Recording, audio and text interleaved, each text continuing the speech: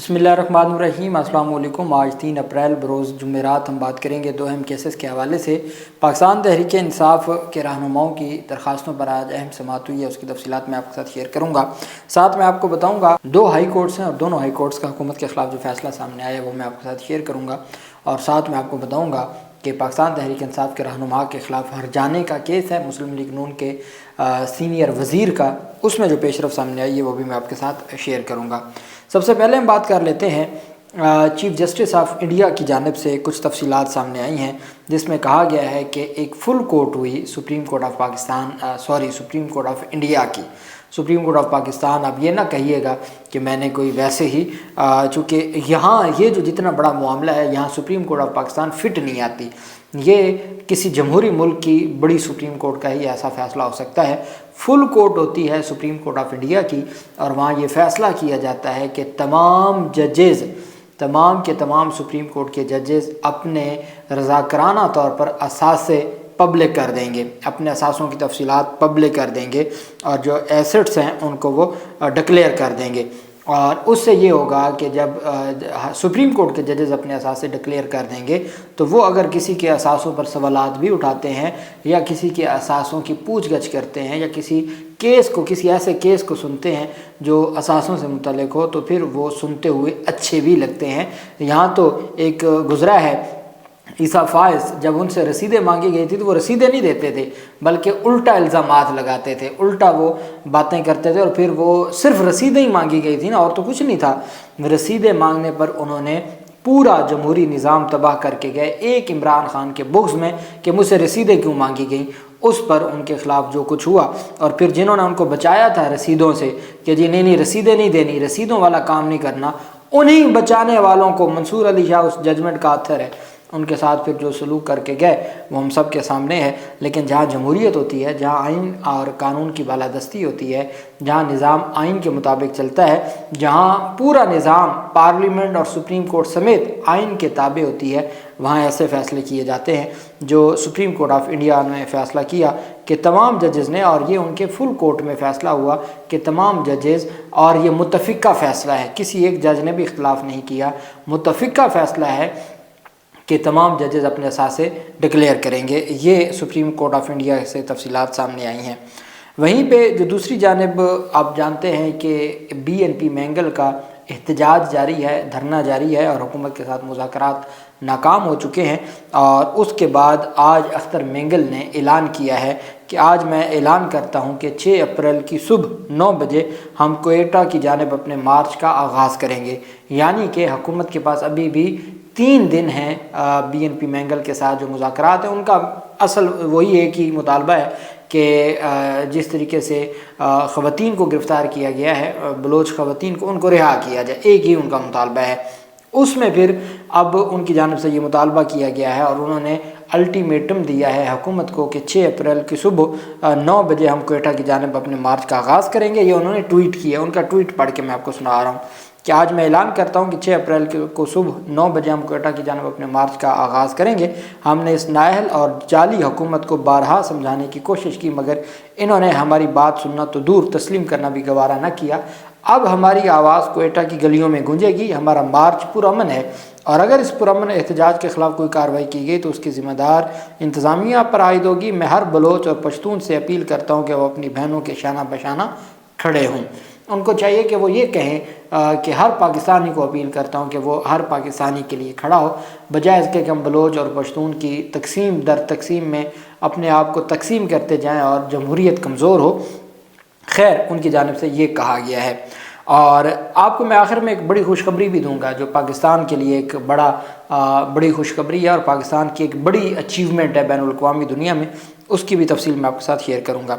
अच्छा जी, अब हम आ जाते हैं जो एक बड़ा फ़ैसला सामने आया है। उस फैसले से भी पहले डिस्ट्रिक्ट एंड सेशन अदालत इस्लामाबाद में एहसन इकबाल ने एक मुकदमा 10 अरब रुपए हर्जाने का पाकिस्तान तहरीक इंसाफ के रूपोश रहनुमा मुराद सईद के ख़िलाफ़ मुकदमा दायर किया हुआ है। एक दावा दायर किया गया हद के इज़्ज़त का 10 अरब रुपए का।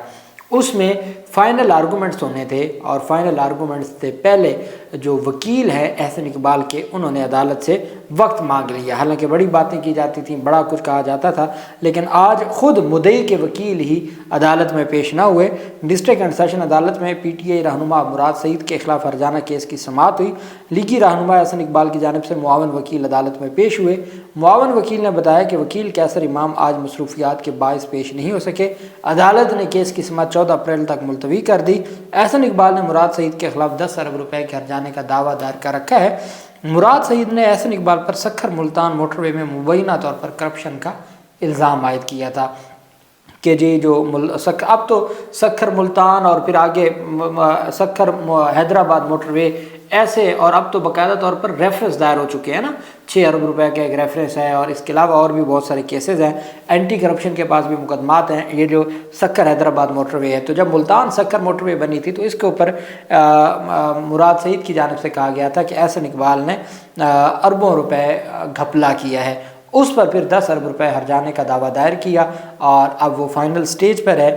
اس میں آج ان کے وکلاء پیش نہیں ہوئے، اور مراد سعید کے وکلاء آج بھی ڈٹے ہوئے ہیں کہ جی ہم ثبوت پیش کریں گے، چونکہ وہ بطور وزیر پھر انہوں نے یہ تمام کی تمام تفصیلات اور یہ بات کی تھی، تو انہوں نے اب وہ پیش بھی کرنا ہے اور وہ تفصیلات بھی عدالت کے سامنے رکھنی ہے، تو عدالت نے 14 اپریل تک ملتوی کر دیا۔ پشاور ہائی کورٹ میں ایک اہم کیس کی سماعت تھی۔ ہسپتالوں میں کلینکس پہ اور جو میڈیکل سٹور ہے وہاں پر پشاور ہائی کورٹ کا پرائیویٹ ہسپتالوں، کلینکس اور لیبارٹریز کی فیسوں سے متعلق حکومت کو ترمیم کرنے کا حکم دیا گیا ہے۔ پشاور ہائی کورٹ نے خیبر پختونخوا میں پرائیویٹ ہسپتالوں، کلینکس اور لیبارٹریز کی فیسوں کے تعین سے متعلق گزشتہ سماعت کا حکم نامہ آج جاری کیا ہے۔ عدالت نے صوبائی حکومت کو 1 ماہ میں قانون میں ترمیم کرنے کا حکم دیتے ہوئے ہدایت کی ہے کہ ترمیمی عمل کو تیز کر کے رپورٹ عدالت میں پیش کی جائے۔ درخواست گزار ایڈوکیٹ مہوش محب کاکا خیل نے موقف اختیار کیا کہ صوبے میں تمام پرائیویٹ ہسپتال، کلینکس اور لیبارٹریز خود ساختہ فیس وصول کر رہے ہیں اور کوئی یکساں پالیسی موجود نہیں ہے۔ چونکہ کوئی یکساں پالیسی موجود نہیں ہے، اس وجہ سے ہر صورت جو آئین اور قانون کے مطابق جو ایکویلٹی آف سٹیزن کا کنسیپٹ ہے اس کے مطابق اب چیزوں کو آگے بڑھایا جائے اور معاملات آگے بڑھائے جائیں، اور قانون کے مطابق جو فیس ہے وہ مقرر ہو۔ ایک ہسپتال والا الگ فیس لے رہا ہے، دوسرے والا الگ فیس لے رہا ہے، ایک ہی ٹیسٹ کی ایک لیبارٹری الگ فیس لیتی ہے، دوسری لیبارٹری، تو یہ اس کی مقرر ہونی چاہیے۔ انہوں نے عدالت کو بتایا کہ پشاور ہائی کورٹ نے 2019 اور 2023 میں اس حوالے سے احکامات جاری کیے تھے، تاہم صوبائی حکومت اور ہیلتھ کیئر کمیشن نے تاحال عدالتی فیصلے پر عمل درآمد نہیں کیا۔ درخواست گزار نے نشاندہی کی کہ ہیلتھ کیئر کمیشن کا ترمیمی مسودہ 2022 سے زیر التوا ہے، جبکہ کمیشن قانونی طور پر فیسوں کو ریگولیٹ کرنے کا پابند ہے۔ عدالت نے حکم دیا کہ صوبائی حکومت اور دیگر فریقین 1 ماہ کے اندر قانون میں ترمیم مکمل کر کے رپورٹ پیش کریں، تاکہ پرائیویٹ ہاسپٹل ہوں، وہ پرائیویٹ کلینک ہوں یا پرائیویٹ لیبارٹریز ہوں، وہاں یکساں جو ریٹ لسٹ مقرر کیا جائے اور یکساں ہو، تاکہ تمام پرائیویٹ کا ریٹ ایک جیسا ہو اور عوام کی سہولت کے لیے۔ تو یہ ایک مفاد عامہ کی ایک بڑی اہم درخواست ہے، جس کے اوپر عدالت نے 1 مہینے کا الٹیمیٹم دیا ہے خیبر پختونخوا حکومت کو۔ وہیں پر جو دوسری بڑی پیش رفت سامنے آئی ہے وہ ونڈ فال ٹیکس کے نفاذ کے خلاف تمام درخواستیں مسترد کر دی گئی ہیں۔ پہلے تو میں آپ کو بتا دوں یہ ونڈ فال جو ٹیکس ہے یہ کیا ہوتا ہے۔ ونڈ فال ٹیکس حکومت کو معاشی بے ضابطگیوں کی وجہ سے غیر متوقع طور پر حد سے زیادہ کمائے گئے منافع پر 50% ٹیکس عائد کرنے کا جواز دیتا ہے، اختیار دیتا ہے کہ اگر کوئی غیر متوقع طور پر حد سے زیادہ منافع کمایا گیا تو اس کے اوپر 50% ٹیکس حکومت عائد کر سکتی ہے۔ اس کو ونڈ فال ٹیکس کہتے ہیں۔ اب ونڈ فال ٹیکس کے نفاذ کے خلاف جو درخواستیں تھیں، مختلف جو سرمایہ دار تھے، مختلف کمپنیاں تھیں، ان کی درخواستیں تھیں، اور یہ جسٹس آغا فیصل کی سربراہی میں 2 رکنی آئینی بینچ نے درخواستیں مسترد کر دیں۔ بینکنگ سیکٹر پر ونڈ فال ٹیکس کے نفاذ کے خلاف درخواست سندھ ہائی کورٹ کے جسٹس آغا فیصل، یہ وہ آغا فیصل ہیں جن کے خلاف آج سپریم جوڈیشل کونسل میں ریفرنس بھی دائر کیا گیا ہے۔ 2 رکنی بینچ نے جو فیصلہ جاری کیا، عدالت نے ونڈ فال ٹیکس کے نفاذ کے خلاف درخواستیں مسترد کر دیں۔ عدالت نے 34 ارب ٹیکس وصولی کے خلاف حکم امتناعی ختم کر دیا۔ یہ بیسیکلی حکومت پاکستان کی اور ریاست پاکستان کی بڑی کامیابی ہے۔ 34 ارب روپے کے اوپر جو سٹے آرڈر تھا وہ سٹے آرڈر ختم کرتے ہوئے 34 ارب روپے ریاست پاکستان کو اب مل جائے گا۔ ٹیکس وصولی کے خلاف حکم امتناع بھی ختم کر دیا۔ تحریری فیصلے کے مطابق فارن کرنسی کی قیمتوں میں تبدیلی سے بینک کو ملنے والے منافع پر ونڈ فال ٹیکس کا نفاذ کیا گیا۔ فیصلے میں کہا گیا کہ عدالت سے حکم امتناع کے ذریعے ٹیکس وصولی کو معطل کیا گیا۔ ونڈ فال ٹیکس کا نفاذ ملکی اور غیر ملکی سطح پر کوئی نئی چیز نہیں ہے۔ فائنانس ایکٹ 2023 کے تحت مخصوص انکم اور منافع پر اضافی ٹیکس نافذ کیا جاتا ہے۔ عدالت نے فیصلے میں کہا کہ وکیل درخواست گزار نے اپنے دلائل میں ٹیکس کے نفاذ کو غیر آئینی قرار دیا۔ وکیل درخواست گزار کے مطابق قائم مقام حکومت کی جانب سے پارلیمنٹ میں بحث کیے بغیر ٹیکس کا نفاذ کیا گیا جو انٹرم حکومت تھی۔ تحریری فیصلے کے مطابق آئینی عدالتوں کو قانون کو غیر آئینی قرار دینے کا اختیار حاصل ہے، تاہم اس کے لیے ضروری ہے کہ قانون سازی آئین سے متصادم ہو۔ عدالت کو قانون سازی کی آئینی حیثیت کے علاوہ کسی معاملے سے سروکار نہیں ہے۔ فیصلے کے مطابق انکم ٹیکس آرڈیننس 2001 کے سیکشن 99D کی معطلی کے لیے آئین سے متصادم ہونا ضروری ہے۔ درخواست گزاروں کے وکلاء کے دلائل میں تضاد پایا گیا۔ آئین کے تحت پارلیمنٹ کو قانون سازی کا اختیار حاصل ہے۔ تحریر فیصلے کے مطابق وکیل درخواست گزار سے پوچھا گیا کہ سیکشن 99D کس طرح آرٹیکل 25 سے متصادم ہے۔ وکیل درخواست گزار نے کہا کہ خدشات ہیں کہ قانون کا امتیازی سلوک کے لیے استعمال کیا گیا ہوگا۔ فیصلے کے مطابق صرف خدشات کی بنیاد پر کسی قانون کو معطل نہیں کیا جا سکتا۔ قائم مقام حکومت عوامی مفادات میں ضروری فنکشنز کی ادائیگی کے لیے اقدامات کر سکتی ہے جو انٹرم گورنمنٹ ہوتی ہے۔ تحریری فیصلے کے مطابق وکیل درخواست گزار نے ٹیکس نفاذ کو 1 ماہ کے لیے معطل کرنے کی زبانی استدعا کی۔ عدالت کی جانب سے کہا گیا کہ سپریم کورٹ قانون سازی کو معطل کرنے کے حکم امتناع کو ناپسند کرتی ہے۔ عدالت نے 20 فروری کو درخواستوں کا مختصر فیصلہ دیا تھا۔ عدالت نے آج درخواستوں پر تفصیلی فیصلہ بھی جاری کر دیا ہے۔ یہ ونڈ فال ٹیکس کے خلاف یہ 34 ارب روپے ہیں، تمام کی تمام درخواستیں خارج کر دی، مسترد کر دی ہیں۔ اب ہم آ جاتے ہیں اقوام متحدہ میں پاکستان کی ایک قرارداد تھی انسانی حقوق کونسل میں فلسطین سے متعلق پاکستان کی قرارداد کو کثرت رائے سے منظور کر لیا گیا ہے۔ اقوام متحدہ کی انسانی کونسل میں پاکستان کے سفیر ڈاکٹر بلال احمد کی جانب سے پیش کردہ OIC کی قرارداد کثرت رائے سے منظور کی گئی، جس کا عنوان مشرقی بیت المقدس سمیت مقبوضہ فلسطینی علاقوں میں انسانی حقوق کی صورتحال، احتساب اور انصاف کو یقینی بنانے کی ذمہ داری ہے۔